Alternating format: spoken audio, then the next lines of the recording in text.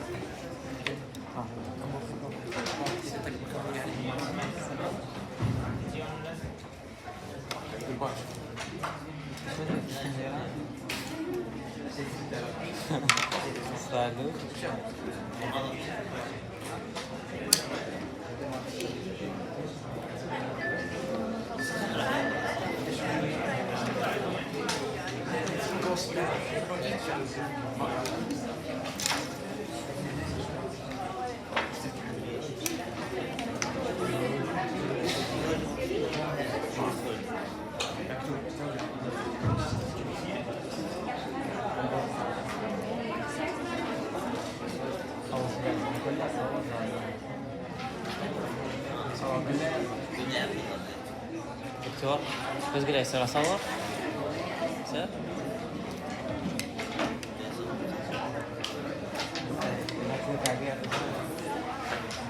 هو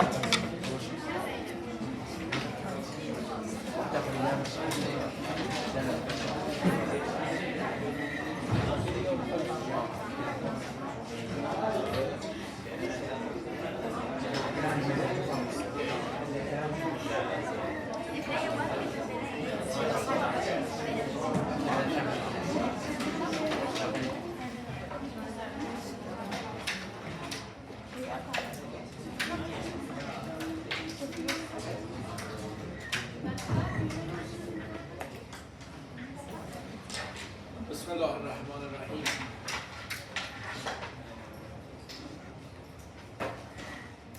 It's my pleasure to meet you again. Congratulations, new semester. Inshallah, you will be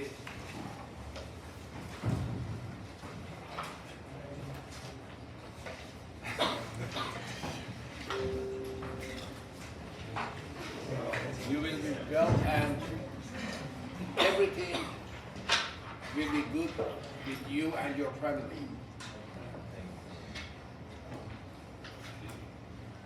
In this course, we will discuss about respiratory system. Respiratory system is a system for exchanging gases such as O2 and CO2, and it's very important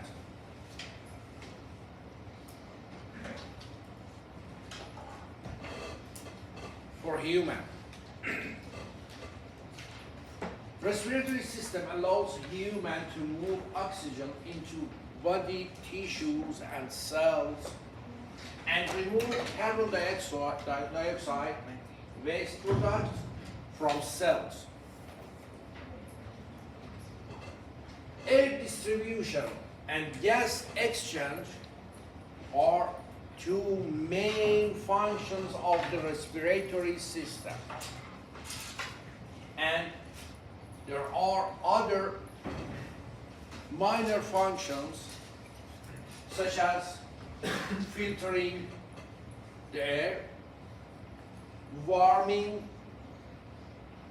and humidity air. Is also associated with olfaction, smelling, smelling or infection, olfaction, and speaking. Respiratory system is composed of two main parts: upper respiratory system and lower respiratory system. Upper respiratory system is composed of nasal cavities paranasal sinuses, pharynx, and larynx. These structures make upper respiratory system. And lower respiratory system is composed of trachea, bronchial tree, and lungs. You see here trachea and bronchial tree and lungs.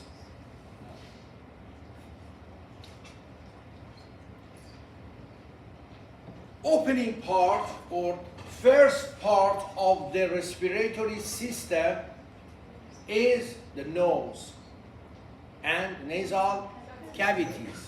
Nasal cavities. Two nasal cavities are the uppermost parts of the respiratory system. And nasal cavities contain olfactory receptors. Do you know what's the meaning of receptor? Receiving, yeah. The structure that receive a sense. Receptor means the structure that receives sense. The smaller anterior regions of the cavities are enclosed by external nose. Here is external nose. Whereas the larger posterior regions are more central within the skull. Do you know what's the meaning of skull? Yes. Skull is here. Okay.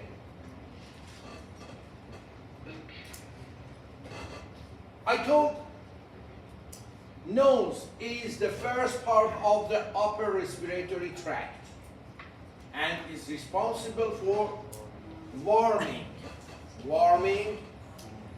the air and humidity and humidifying and filtering inspiration.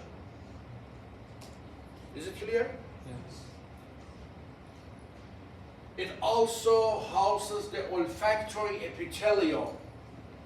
Olfactory epithelium, smelling epithelium, which contains olfactory receptor neurons responsible for detecting airborne odorant molecules. Okay? Odorant, do you know what's the meaning of odorant? No. چیزی که بو داره به عربی بهشون بگو. عطر.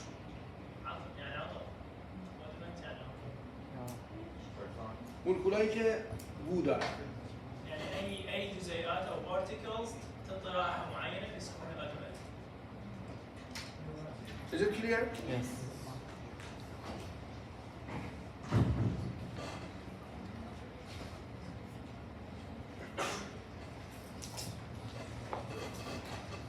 The shape of the external nose varies considerably between individuals and between races.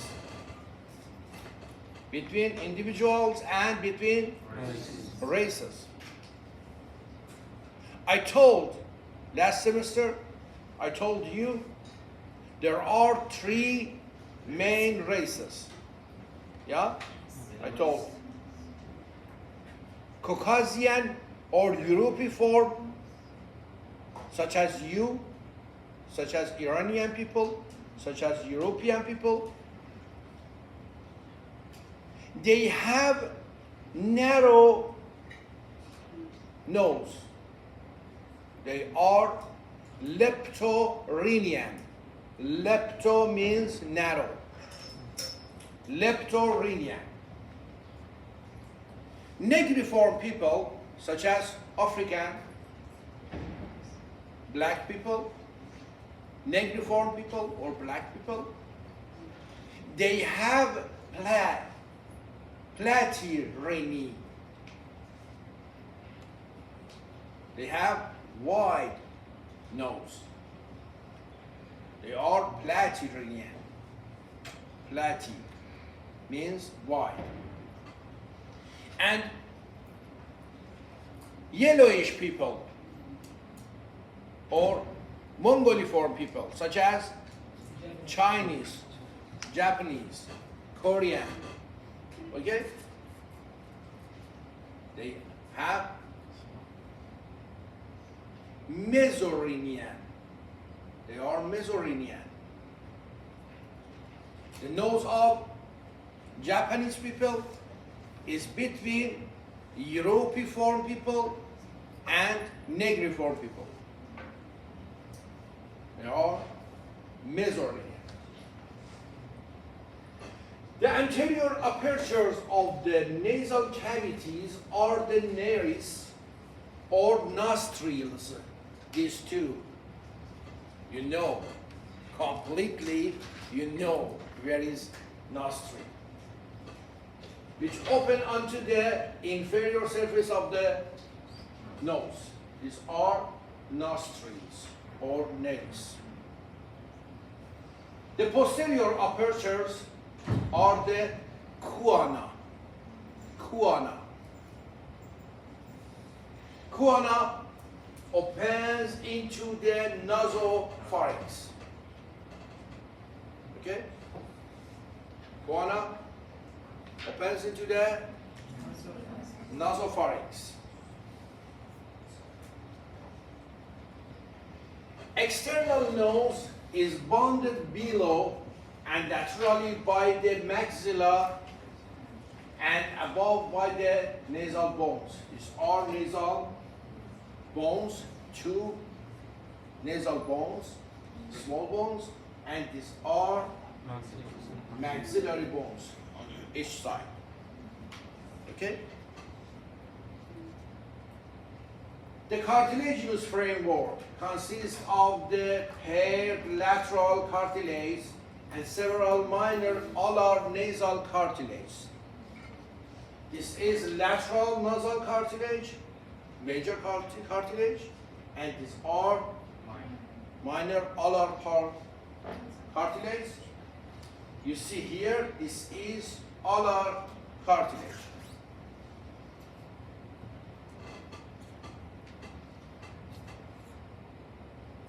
Two cartilages in your body enlarge and will be bigger and bigger with aging. Here, cartilage and alar cartilage. Okay?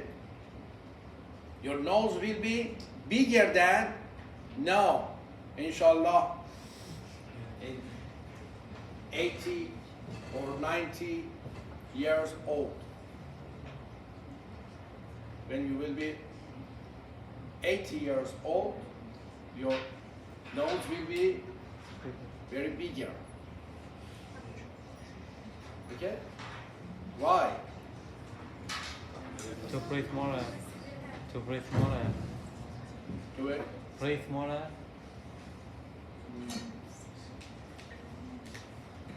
Why?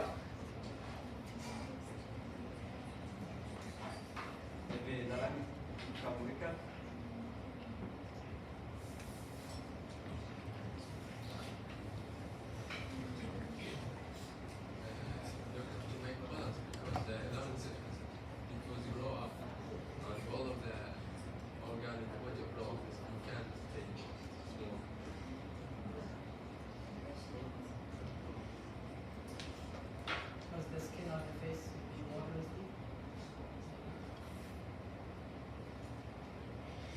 If you study anatomy,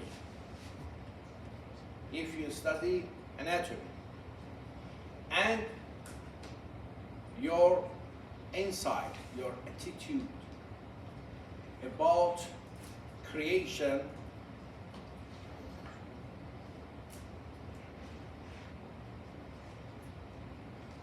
don't increase you don't understand anatomy.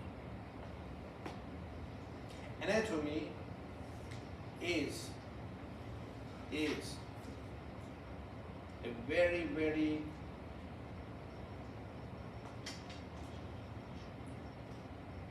good or bright, brilliant reason for understanding creation of the human and knowing God, Allah. Anatomy is very important.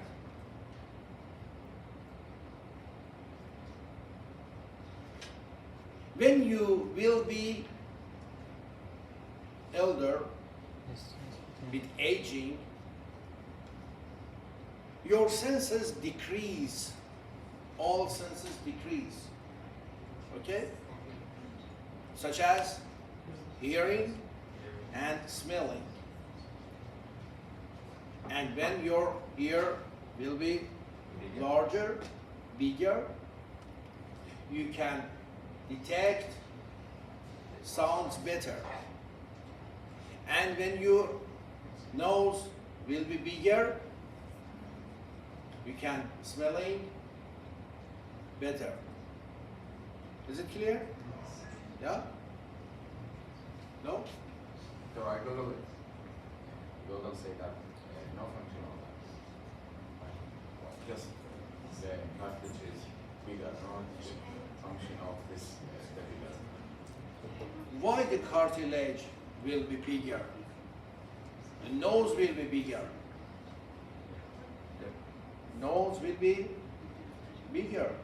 That is when And you can people who have a small nose. you can breathe. detect more molecules. When your nose will be bigger, you can detect more molecules. Is it clear? عربی جمله که گفتم آناتومی یعنی نشانه های خلقت خداوند چقدر زیبا انسان خلق کرده. الدكتور يقول يعني فهم الاناتومي، يقول هي راح تفتح لكم باب انه للتفكر في خلق الله. يعني ايش قد هذا الاناتومي يعني مثلا ديتيل معاني هوايه بحيث تقول يعني تبارك الله احسن الخالقين. تمام؟ فهو باب يعني للتفكر في خلق الله سبحانه وتعالى. هذا السبب. بالاضافه الى انه الحواس انت كل ما تتقدم بالعمر الحواس تقل، مثلا نظرك يقل، السمع يقل. فوحده من الفانكشن اللي ممكن تكون انه هاي الاذن او الخشب يبقى يكبر على مود شنو؟ على مود يصير حساسيته، يعني مثلا من مساحه سطحيه للاذن تكبر معناها شنو حساسيتها للموجات الصوتيه راح تزيد تكون اكثر. فمن هذا الوقت. ليش بس الحاستين؟ ليش العين ما تكبر؟ Why don't eyes get bigger?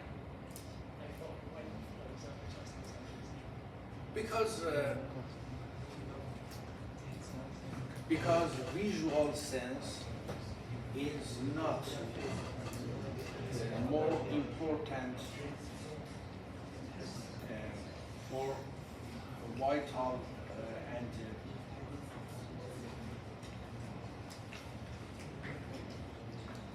Doctor? Because the nose and ears has its cartilage, so it's able to extend more. While the eye is bone, it can't be bigger. It's, what?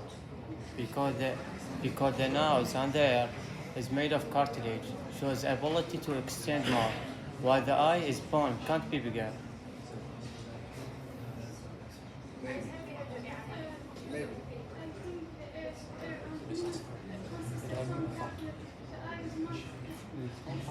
Maybe, but not these. They are not these.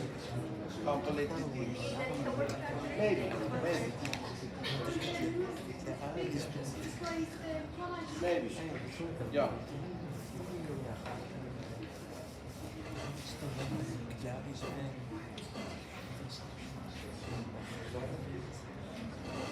Each nasal cavity has a floor, a roof, two lateral and medial walls. Lateral wall and medial wall. Lateral wall is characterized by three curved shells of bones. Concha, superior nasal concha, middle nasal concha, and inferior nasal concha. You know that superior and middle nasal conchae are parts of the ethmoid bone. And inferior nasal concha is a separate bone of facial bones. Yeah?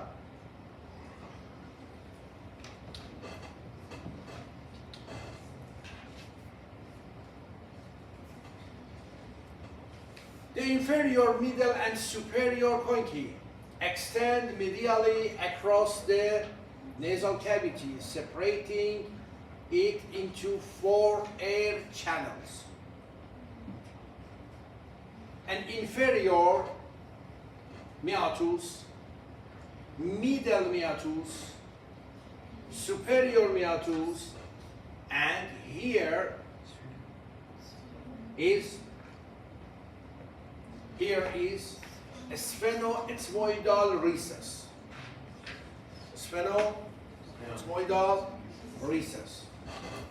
There are 4 channels on the lateral wall of the nasal cavity. Inferior nasal meatus, middle meatus, superior meatus, and sphenonasal recess. Recess means pouch. Recess means pouch.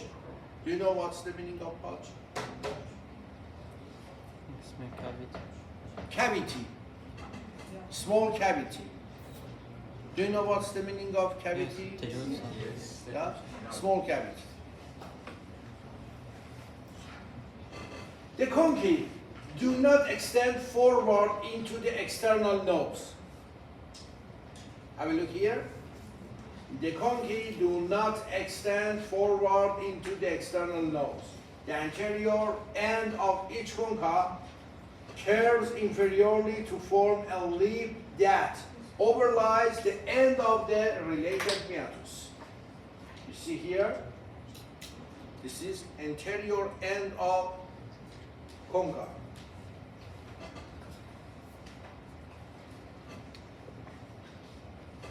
Immediately inferior to the attachment of the middle concha and just anterior to the midpoint of the concha, the lateral wall of the middle meatus here elevates to form the dome shape here, ethmoidal bulla, bulla ethmoidalis. Okay, on the lateral wall of middle meatus. There is an elevation that is called bulla ethmoidalis here. Is it clear? In this picture, we remove middle concha and inferior concha. Okay? After removing middle concha and inferior concha, you see here on the lateral wall of middle meatus, there is an elevation that is called ethmoidal bulla or bulla ethmoidalis. Is it clear? Okay.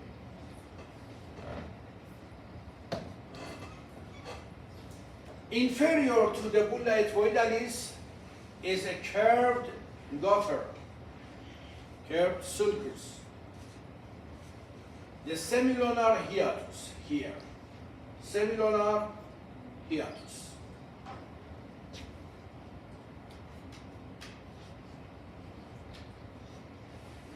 which is formed by the mucosa covering the lateral wall as it spans a defect in the bony wall between the ethmoidal bulla above and the uncinate process below. This gutter or sulcus. Here is opening of maxillary sinus, and on the bulla there are openings of middle ethmoidal cells, and this sulcus is called infundibulum. That frontal sinus opens into the infundibulum and middle meatus.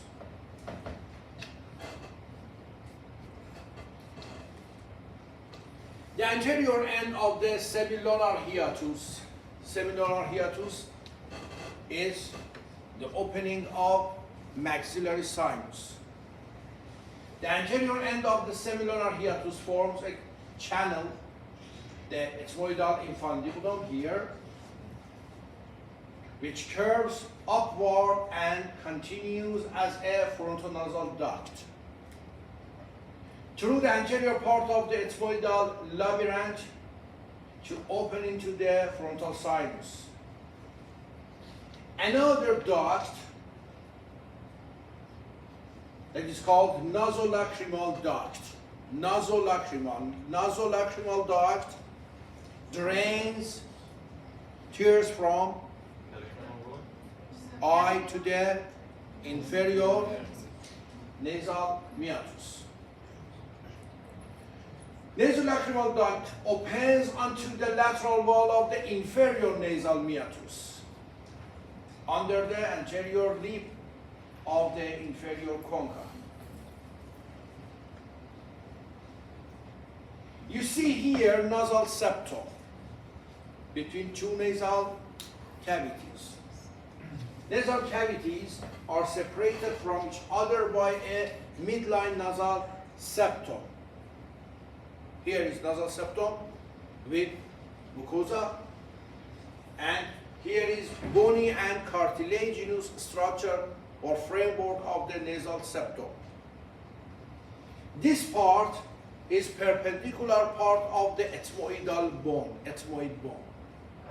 Here, perpendicular part or vertical part of the ethmoid bone. This bone is a single facial bone that is called vomer. This is vomer. Here is vomer. This structure is palatine process of the maxilla. And this structure is horizontal or transverse part of the palatine bone.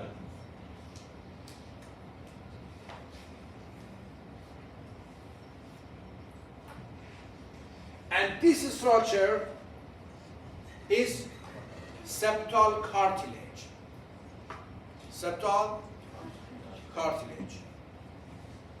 Is it clear? This is septal cartilage. If I ask you which structures make nasal septum, you answer me? You answer me?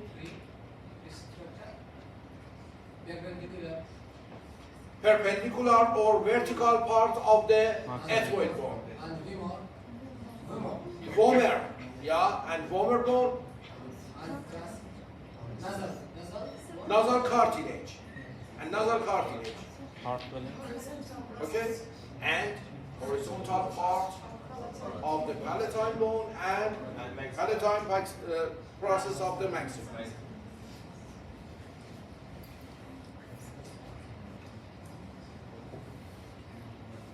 Each nasal cavity consists of 3 general regions. Each nasal cavity have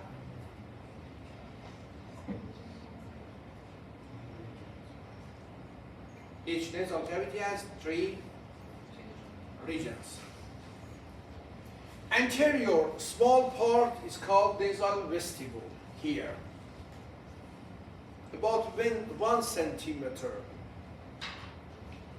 from nostril is called vestibule. This large part is called respiratory part or respiratory region. And this upper part is called olfactory region. There are 3 regions, 3 parts in the nasal cavity. First, anterior small part is called vestibule. This large part is called respiratory region, and upper part near to the roof is called olfactory region. Superior part of the superior concha, roof, and superior part of the nasal septum make olfactory region. Olfactory region is just continent ethmoid bone? No. I told what's your The olfactory region is the above one of the nasal cavity. It contains just the ethmoid bone.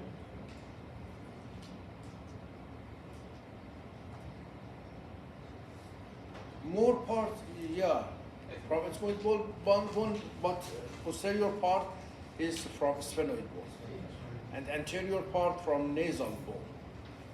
Not just ethmoid bone, but most part is composed of ethmoid. Here is sphenoid, here is nasal bone. Okay? This part, upper part, most part is made by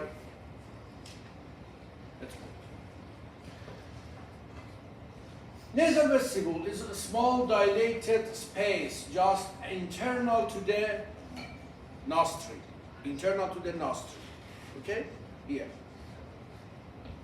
This part. Here is vestibule.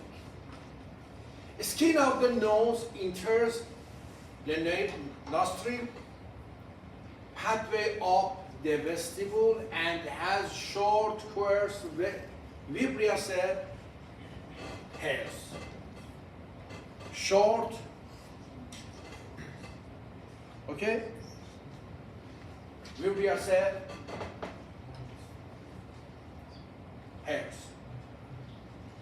that filter out particulate material from the inspired air, but large particles, not small particles. Okay? This is a part of filtering function of the nose.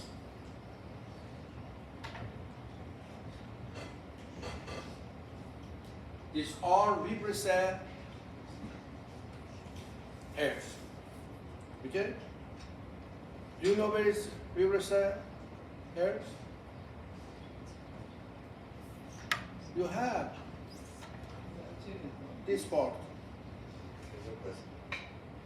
Okay? First part from nostril, about 1 centimeter, is vestibule.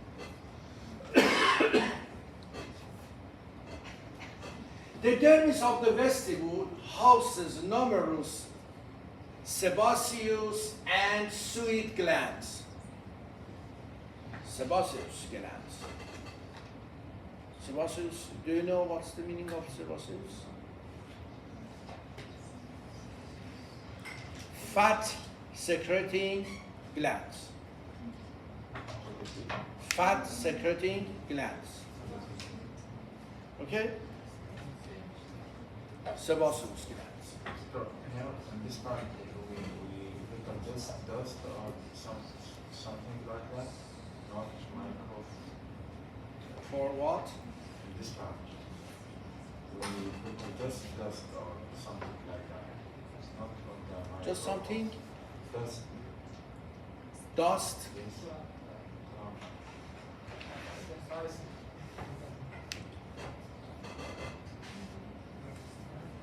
Yes. Yes.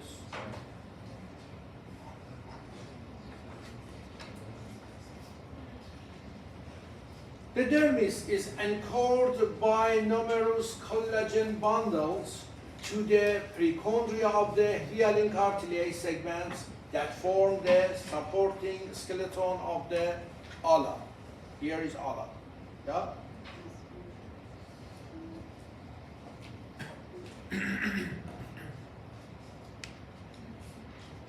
Second part is the respiratory part.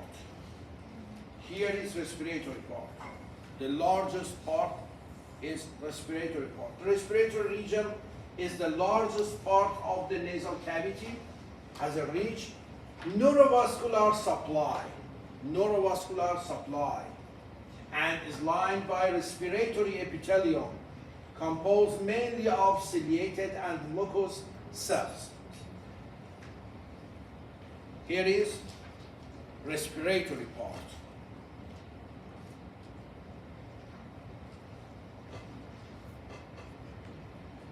In the respiratory part, there is respiratory epithelium. Respiratory epithelium lines respiratory part of the nasal cavity,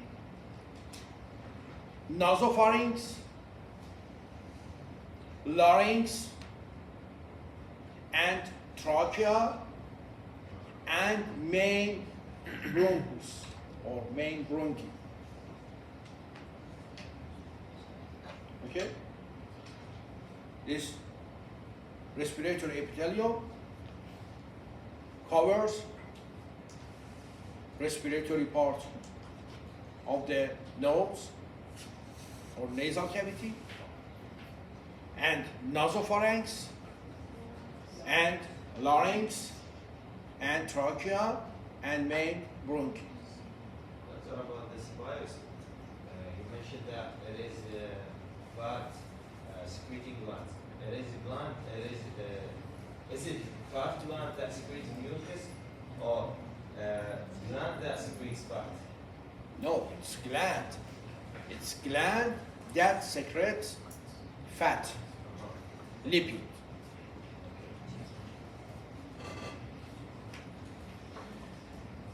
Okay.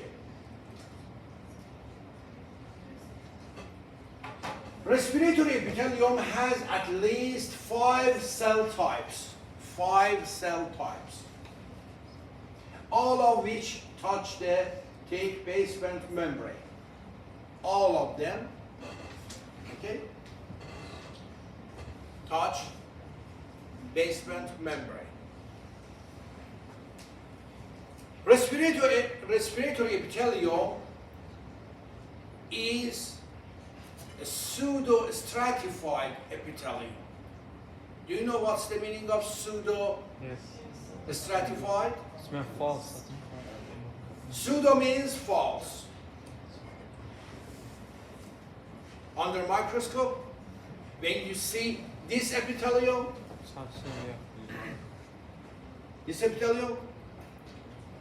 you imagine this is stratified. But basal surface of all cells attached to the basal lamina. Okay?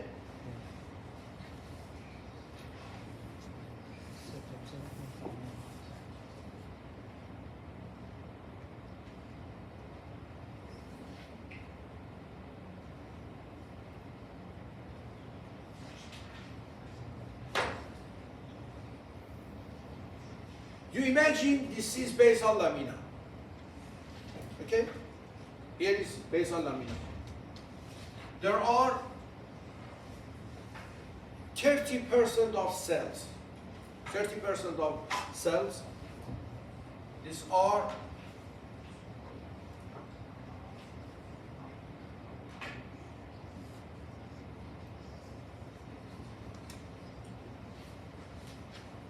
columnar cells. Columnar cells.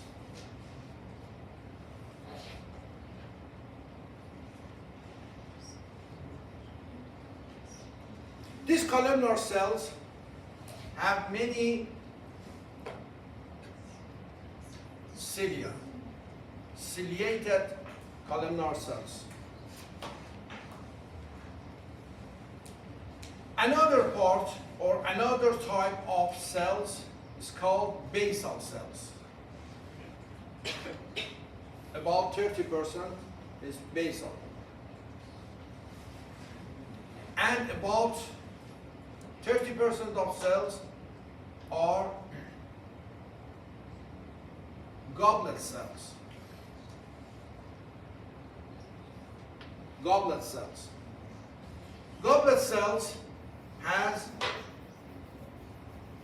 secretory part on the apical part. There are many secretory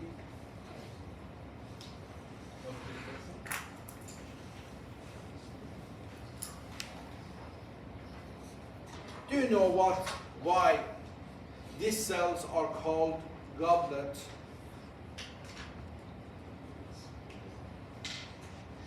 Because after secretion, superior part of this cell will be empty. After secretion, these cells becomes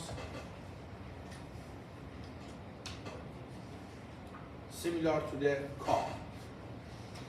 Okay? Secretion of secretory cells. When secretory cell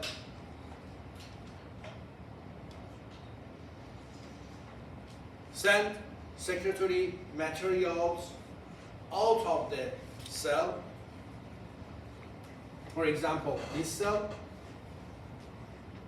secretes some materials outside of the cell. This is merocrine. Exocrine or merocrine. When secretory part secretes from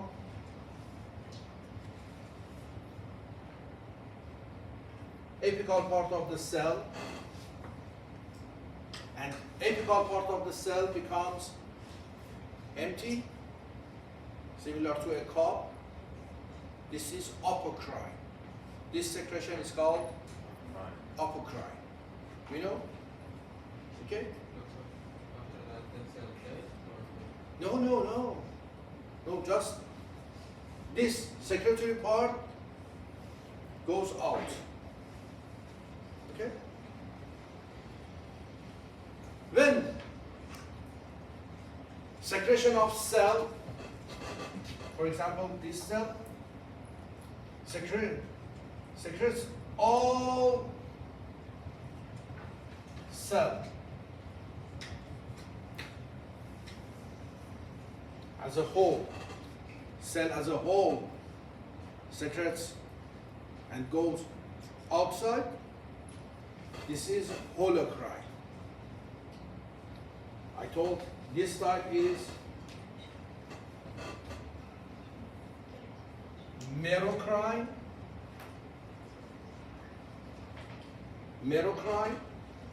This type is holocrine. Holo means whole, as a whole. And this type is called apocrine. There are 3 types of secretion. Is it clear? Is it clear? Ali? Yeah? Hussein. Where is Ali? No. Another other class. Yes. Bukhari Quran.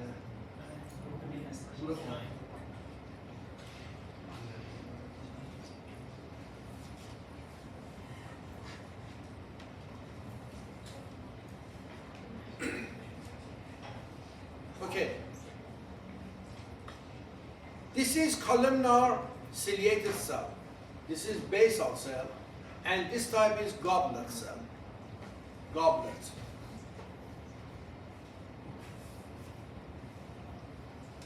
Goblet cell. ماشیت داشت اونجا نه؟ قبلا مهم نیست، ولش کن، ولش کن، ولش کن آقای.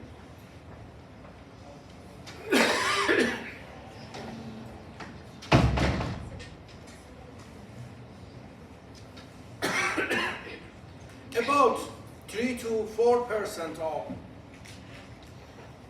respiratory epithelium,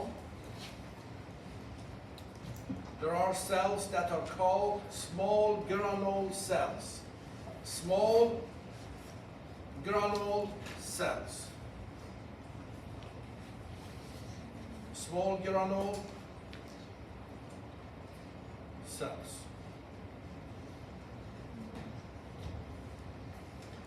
And about 6 to 7% of cells that are called brush cells.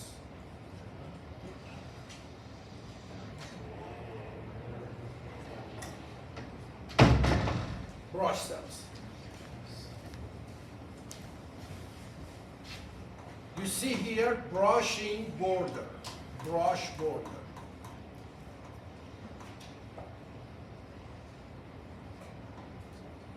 Brush border, brush cells. There are 5 types of cells on the respiratory epithelium. All cells are located on the basal lamina. Here is basal lamina, yeah? This is basal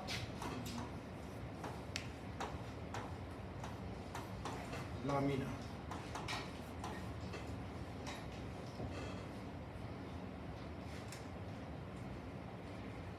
Is it clear? What is the difference between columnar cell and brush cell?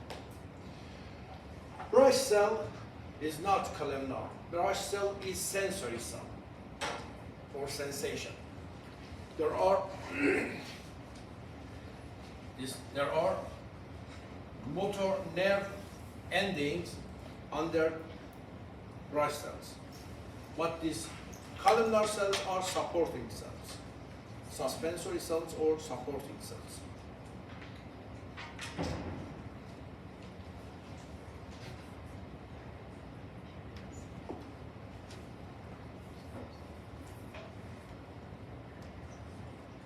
اسرائیل دوباره از هم جا دارن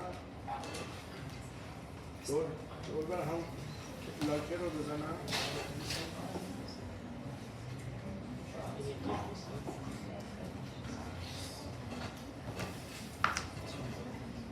Okay, I told respiratory epithelium has at least 5 cell types, all of which touch the thick basement membrane.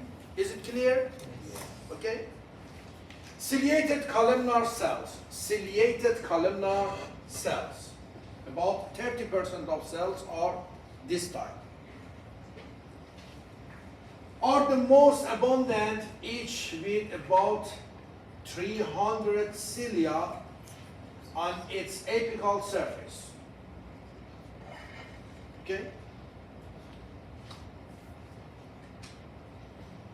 Goblet cells are also abundant in some areas of the respiratory epithelium. You see here, these are goblet cells filled in their apical portion with granules of mucin glycoproteins. Is it clear? These are goblet cells, or these are goblet cells. About 30% of cells are this type. Okay? I told small granule cells are also, there are small granule cells, about 3 to 4% of cells. So, this type, difficult to distinguish in routine preparations, but process numerous dense core granules Like Bryce cells, they represent about 30% of the total cells and are part of the diffuse neuroendocrine system. Diffuse neuroendocrine system.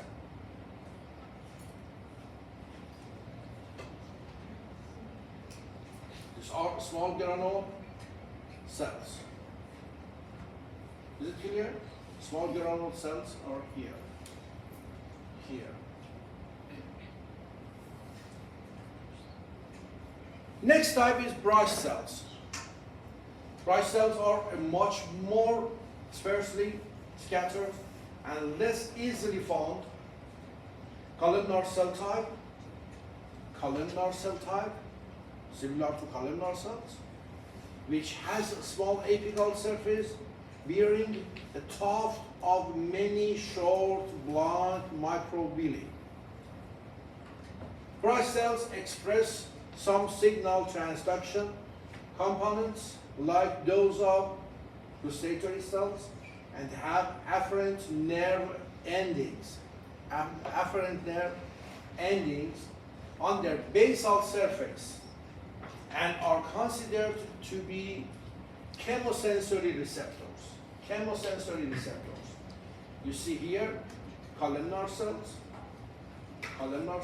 Bryce cells, goblet cells, small granule cell, basal cell, and this is Bryce cell. You see here, Bryce cell is here. This is sensory cell. So afferent mean motor or sensor? Sensory, not motor. Motor afferent. On the epithelium, there isn't motor. In the epithelium, why we can see motor? Because you don't have muscle. On the epithelium, there is muscle. No, under epithelium. I say you don't have. Yes. So you don't have afferent. Efferent from the bone. Yeah, don't have efferent. Yeah. Okay. Another cells or fifth type is basal cell. Small rounded cells on the basement membrane and don't extending to the laminal surface, and stem cells that give rise to the other cell types. These are basal cells. Is it clear? Okay, 5 types of cells.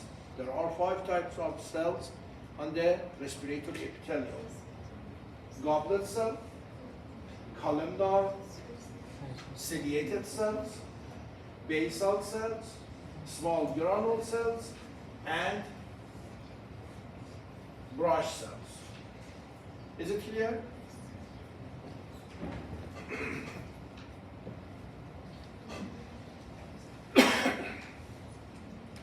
The olfactory region.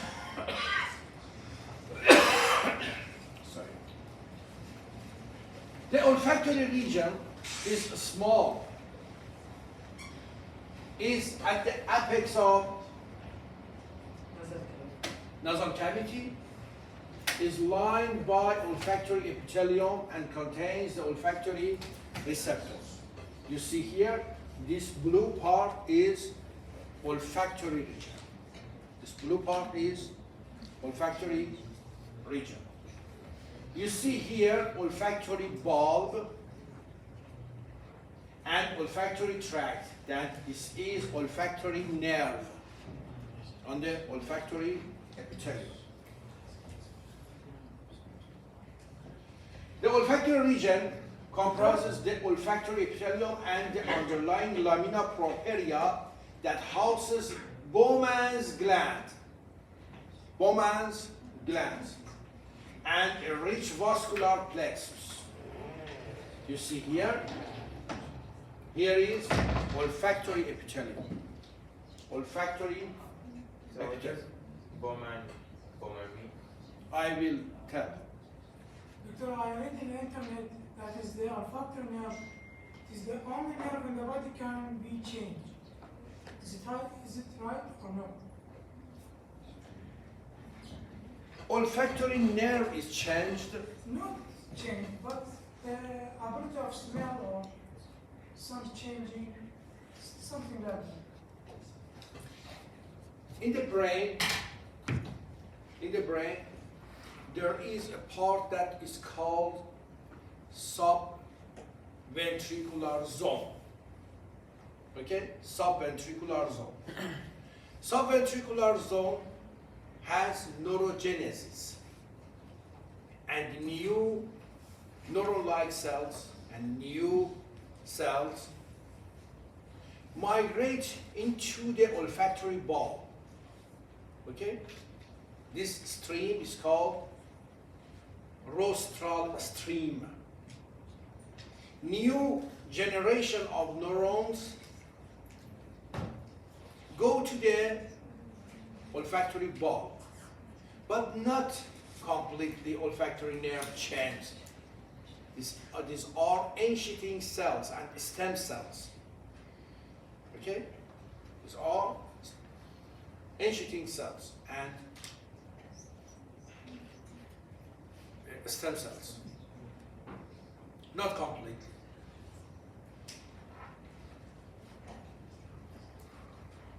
Underlying lamina propria houses serous field secreting Bowman's glands. Okay? Bowman's glands are serous glands. Is it clear? Bowman's glands are serous glands. A rich vascular plexus and collection of axons that arises from the olfactory cells of the olfactory epithelium.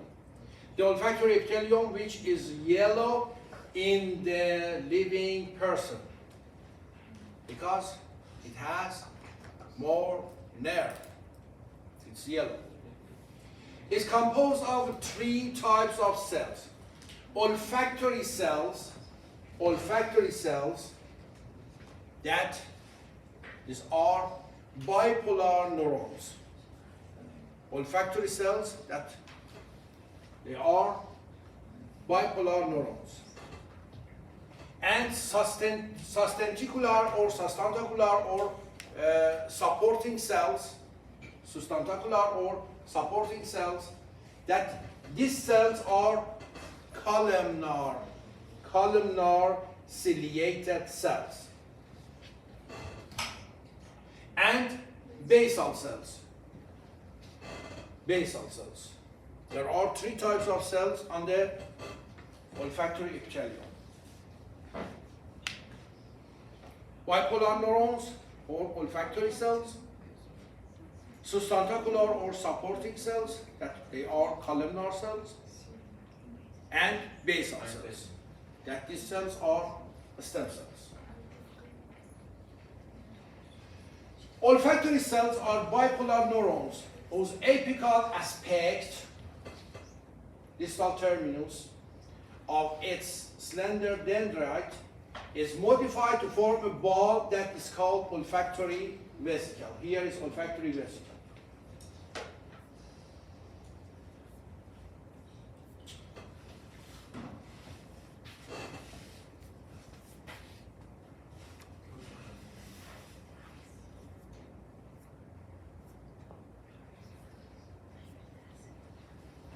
Olfactory vesicle, which projects above the surface of the sustentacular cells. You see, these are sustentacular cells, these are basal cells, and this is olfactory cell.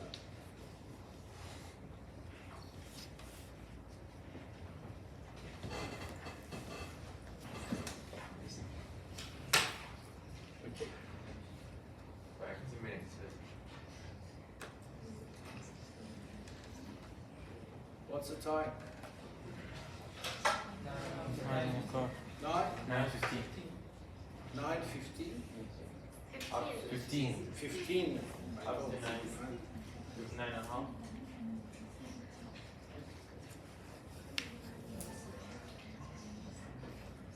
After 10 minutes rest, we will start or no. We continue and then We go to breast. Which one is best? Which one is better? Continue. Take your seat. Okay. Thank you. Thank you. Very good. Remember me for your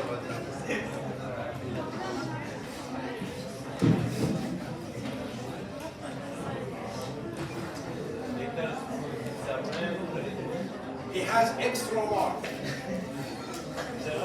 He has extra mark because he told very good idea.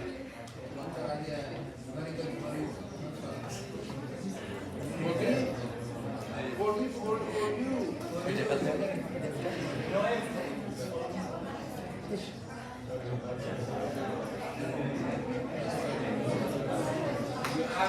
You have minus mark.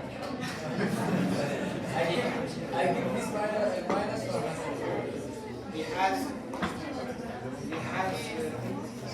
plus mark, extra mark, and you have no. You have minus mark. Okay.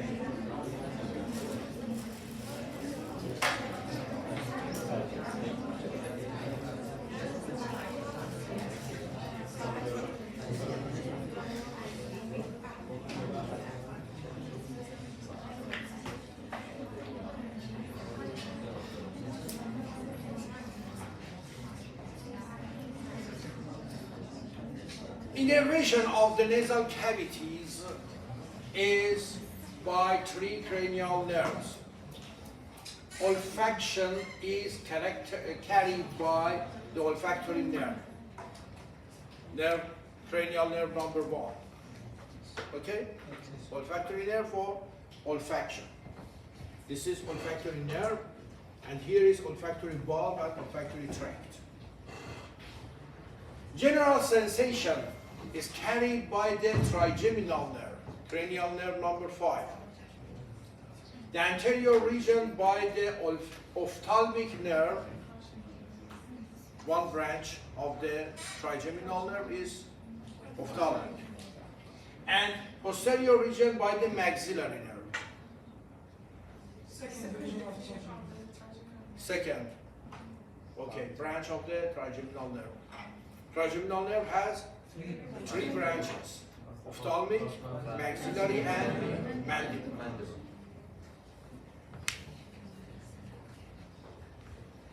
All glands are innervated by parasympathetic fibers in the facial nerve, cranial nerve number 7. Greater petrosal nerve, which join branches of the maxillary nerve in the trigopalatine fossa here. This is greater petrosal nerve that join to the maxillary nerve branches. Sympathetic fibers are ultimately derived from the T1 spinal cord level. T1 spinal cord level. They synapse mainly in the superior cervical sympathetic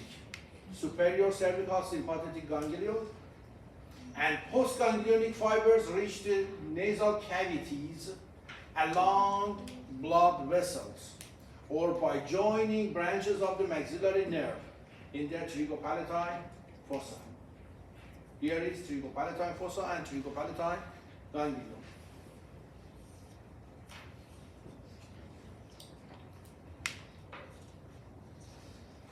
Blood supply to the nasal cavities is by terminal branches of the maxillary and facial arteries. Maxillary and facial arteries, which originate from the external carotid artery, and ethmoidal branches of the ophthalmic artery. Ophthalmic artery, which originates from the internal carotid artery. Okay? I can tell. I may tell. Nasal cavity. Nasal cavity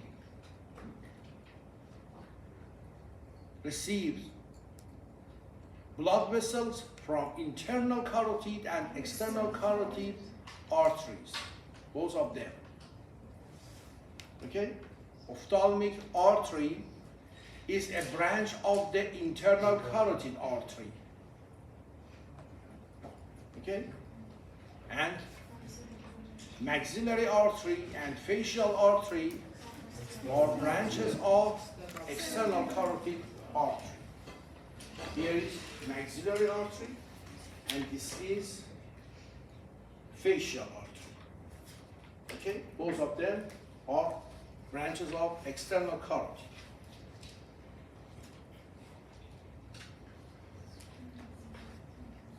The largest vessel supplying the nasal cavity is the sphenopalatine artery. This is more important. The largest vessel supplying the nasal cavity is the sphenopalatine artery, which is the terminal branch of the maxillary artery in the pterygopalatine fossa. This is maxillary artery, and this is sphenopalatine artery. Is it clear? The largest vessel supplying the nasal cavity is the sphenopalatine artery, which is the terminal branch of maxillary artery in the pterygopalatine fossa here. Is it clear? Yes. It leaves the pterygopalatine fossa and enters the nasal cavity by passing medially through the sphenopalatine foramen and onto the lateral wall of the nasal cavity. Here is sphenopalatine foramen. Is it clear? From pterygopalatine fossa enters into the nasal cavity via sphenopalatine foramen. This is a sphenopalatine artery. A sphenopalatine artery has many branches. Posterior lateral nasal branch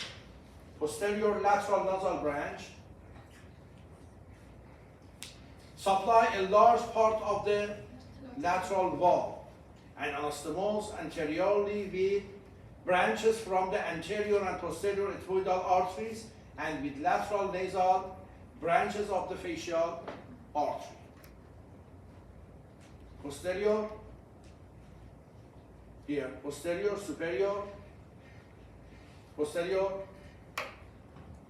This is the sphenopalatine artery, and this branch is posterior lateral nasal artery here.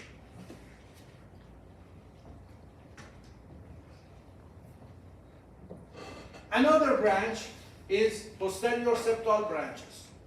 Posterior septal branches of the sphenopalatine artery pass over the roof of the cavity and onto the nasal septum, where they contribute to the blood supply of the medial wall.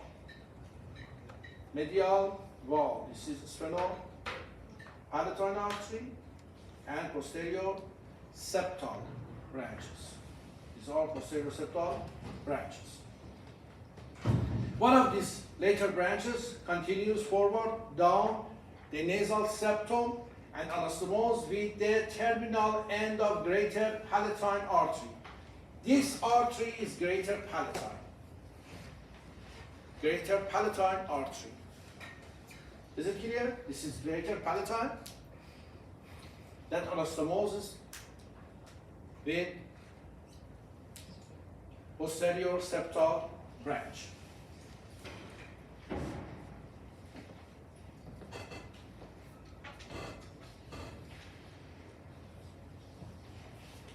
The greater palatine artery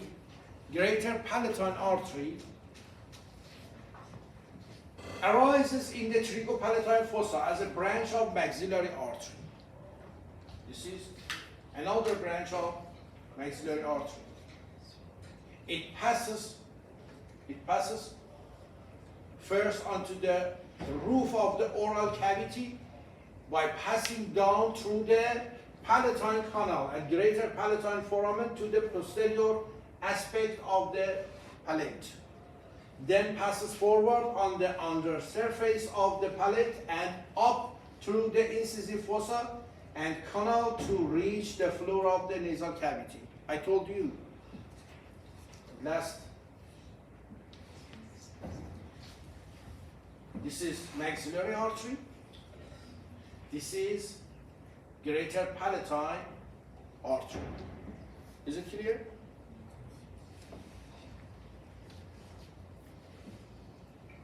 The greater palatine artery supplies anterior regions of the medial wall and adjacent floor of the nasal cavity and anastomose with the septal branch of the sphenopalatine artery.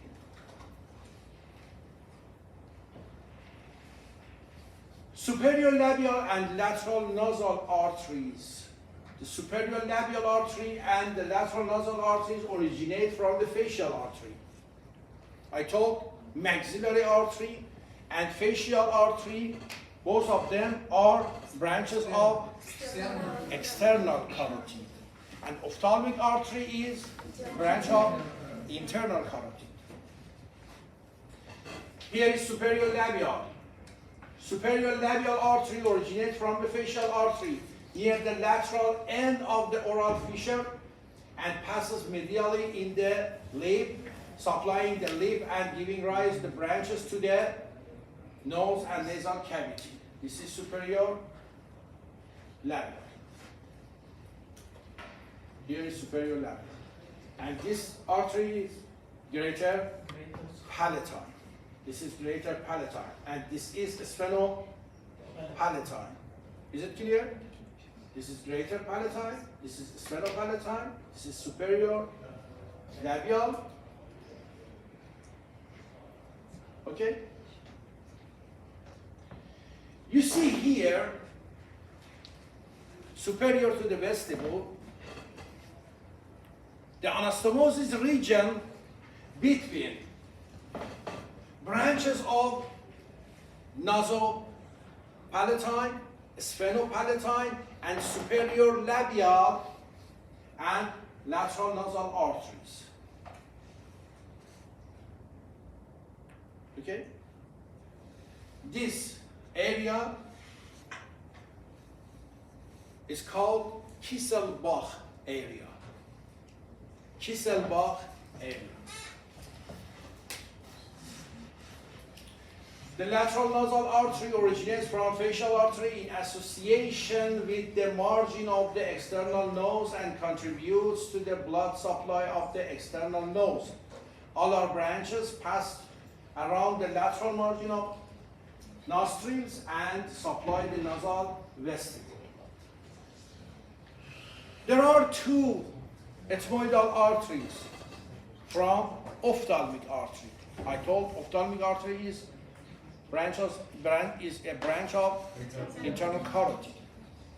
Anterior and posterior ethmoidal arteries originates in the orbit from ophthalmic artery, which originates in the cranial cavity as a major branch of the internal carotid.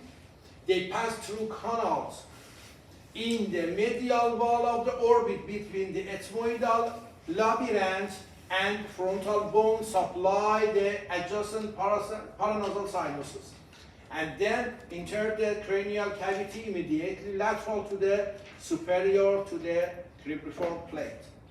This is anterior and this is posterior ethmoidal arteries. Okay, anterior and posterior ethmoidal arteries. Anterior and posterior to the cribriform. Superior to the cribriform.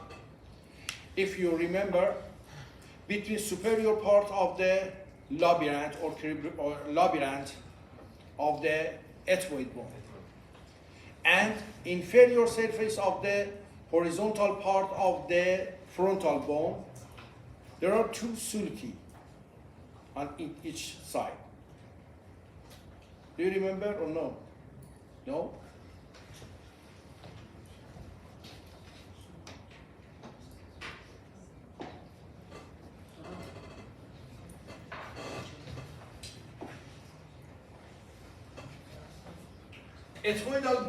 Ethmoid bone has one horizontal cribriform plate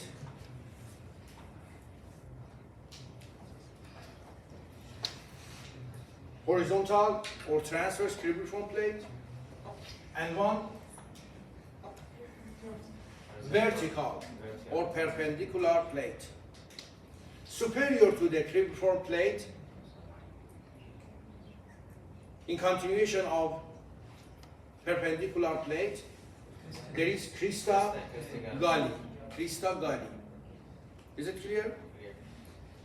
On each side of cribriform plate, there is a lateral structure.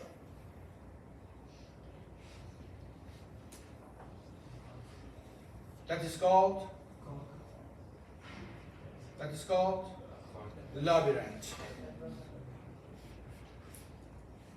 Each labyrinth or lateral mass has 6 surfaces.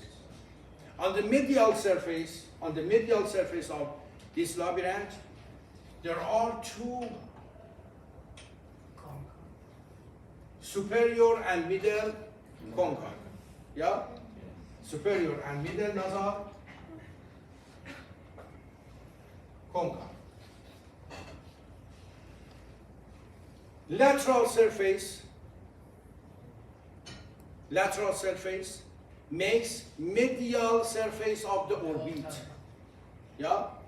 Here is orbit. This is orbit here. Is it clear? Yes. And inferior part attached to the maxillary bone, and superior part here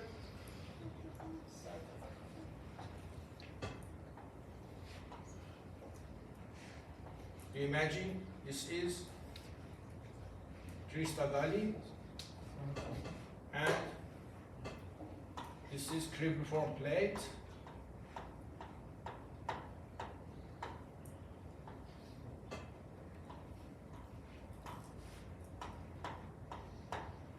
This is crista galli here. Here is crista galli. Here is cribriform plate. And this is superior surface of the labyrinth. On the superior surface of the labyrinth, there are 3 cells. Anterior ethmoidal cells, middle ethmoidal cells, and posterior ethmoidal cells. Yeah? On the inferior surface of the ethmoidal notch of the frontal bone, there are 2 sulci, similar to these 2 sulci. Anterior ethmoidal sulcus and posterior ethmoidal sulcus. When frontal bone attached to the ethmoid bone, the sulci becomes ethmoidal canal. Ethmoidal canal, anterior ethmoidal canal and posterior ethmoidal canal. Is it clear? Between orbit and nasal cavity. Is it clear? Anterior ethmoidal nerve passes through orbit into the nasal cavity, and posterior is similar. And anterior artery, ethmoidal artery, and posterior ethmoidal artery enters to the nasal cavity. Is it clear?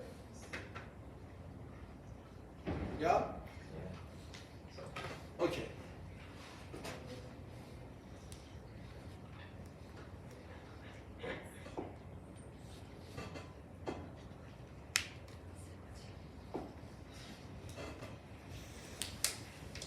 What's the meaning of epistaxis?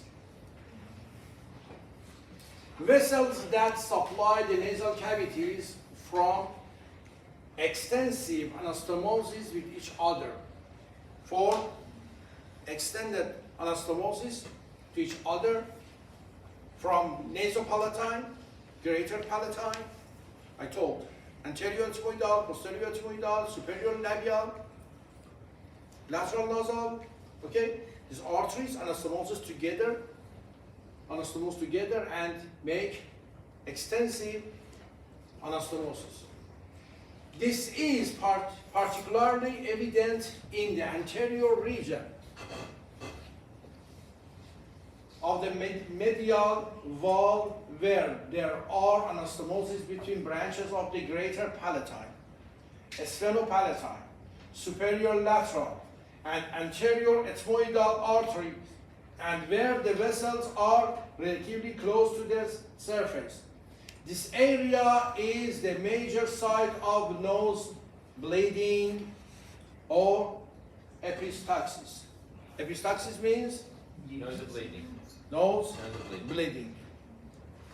This area, this anastomotic area near the vestibule, superior to the vestibule, is called Kisselbach area. Kisselbach area. Is it clear?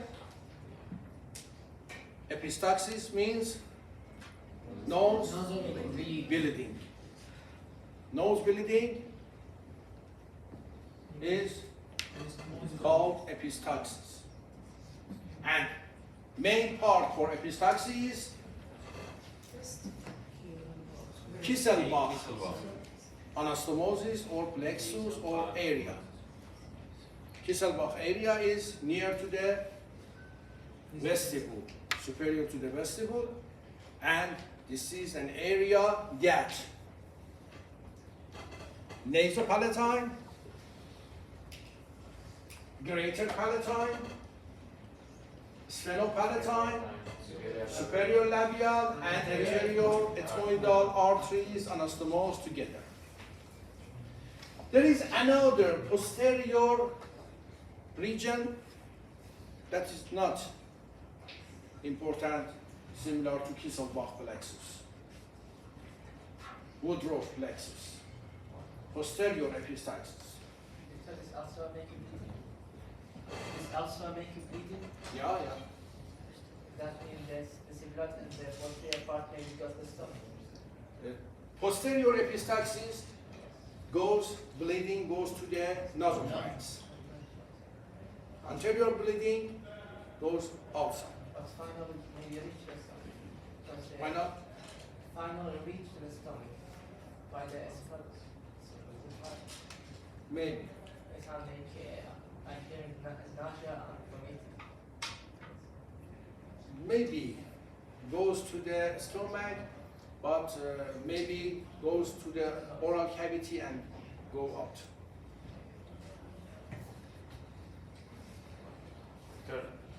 These tubular lexus is related to the hypertension.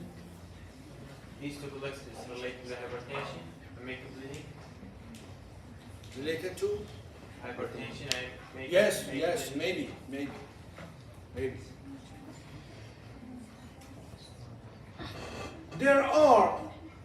There are many spaces around the nasal cavities that are called paranasal sinuses.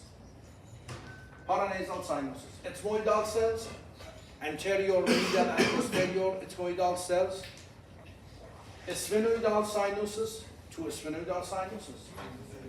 And maxillary sinuses. Maxillary sinuses are the most important and largest one. And another name of maxillary sinus is Higmore's cave. Higmore's cave. And frontal sinuses. You see here, frontal sinuses, ethmoidal, air cells, and maxillary sinuses. This section is coronal section. This is coronal section of the face. You see here frontal sinuses, ethmoidal sinuses, maxillary sinuses.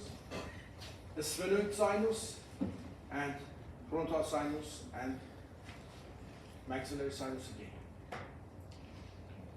Paranasal sinuses develop as outgrowths from the nasal cavities and erode into the surrounding bones. All of the paranasal sinuses are lined by respiratory mucosa and respiratory epithelium, which is ciliated, mucus secreting, open into the nasal cavities. I told frontal sinuses open into the infundibulum and middle meatus, anterior ethmoidal sinuses open into the infundibulum and middle meatus, middle ethmoidal sinuses or middle ethmoidal cells open into the bulla ethmoidalis, and Higmore cave or maxillary sinus opens into the middle meatus, and posterior ethmoidal sinuses open into the superior meatus. And the sphenoid sinuses open to the sphenoethmoidal or sphenonasal region, sphenoethmoidal recess. Mucosa of each sinus comprises a vascular connective tissue lamina propria fused with the periosteum. The thin lamina propria resembles that of the nasal cavity in that it houses serous glands as well as lymphoid elements. Respiratory epithelial lining of the paranasal sinus similar to the nasal cavity. See, it is respiratory epithelium with numerous ciliated columnar cells and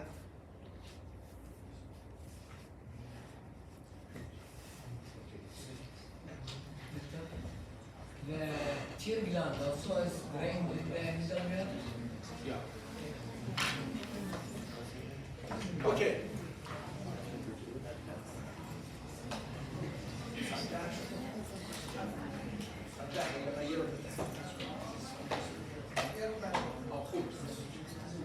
Okay, do you have any question?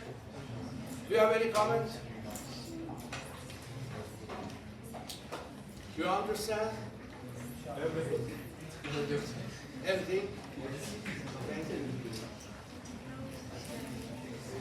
Except you. I understand. You understand everything? Okay, very good, very good. Have a good day, thank you. Have a good day. We have another class? Yes. Oh, another class.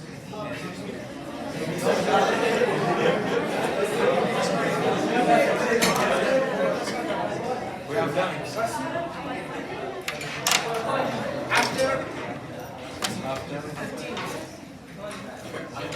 After 30 minutes. Okay, after 30 minutes I will come back.